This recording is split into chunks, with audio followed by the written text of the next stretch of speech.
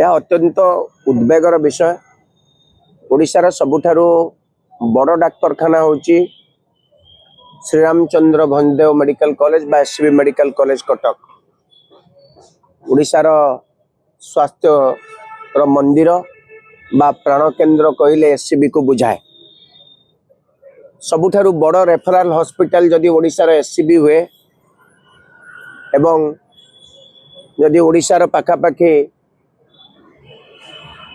अर्धाधिक जनसंख्या जदि एससीबी उपर निर्भर करती एवं एभली विकटाल स्थिति जदि राज्य में देखा मिले मिलुची ताहले यह अत्यंत दुखदायक घटना एवं इथिरु सरकार केते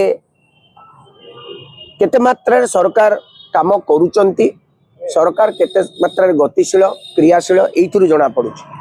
आपण गोटे कथा कोंतु आईसीयू इंटेंसिव केयर यूनिट एथिरे को पेशेंट माने रहंती सबुठारु सीरियस पेशेंट माने रहंती। आईसीयू रे राति रे नर्सेस रहिबा कथा, अन्य अटेंडेंट माने रहिबा कथा।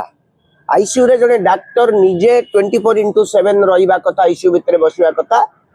दरकार पड़ले से तांको डॉक्टर चेंबर को आसीबे, आवश्यकता पड़ले मध्य तांको तुरंत कॉल करा जिबा कथा। आईसीयू रे पेशेंट अछंती केही नांती, पेशेंट माने गड़ी गड़ी गड़ी गड़ी आसी तळे पड़ी के मरी जाउतंती। जने वयस्क लोक तांको हाथुरु ब्लीडिंग होउची प्रोपोजली। ए बाबद रे वीडियो जो भितरु आसिला एतु जणा पडुची आईसीयू जो चिकित्सा व्यवस्था किते निम्न मानर। राति रे केही रहू नांती, भगवान को ऊपर छाड़ी दिया जाइची।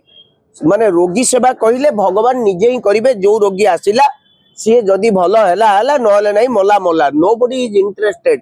केही चिंतित नुहंती जे निजर दायित्व को नवा पई। एति पई मु संपूर्ण भाव में दायी करिवे एससीबी मेडिकल कॉलेज रो प्रिंसिपल को, सुपरिटेंडेंट को।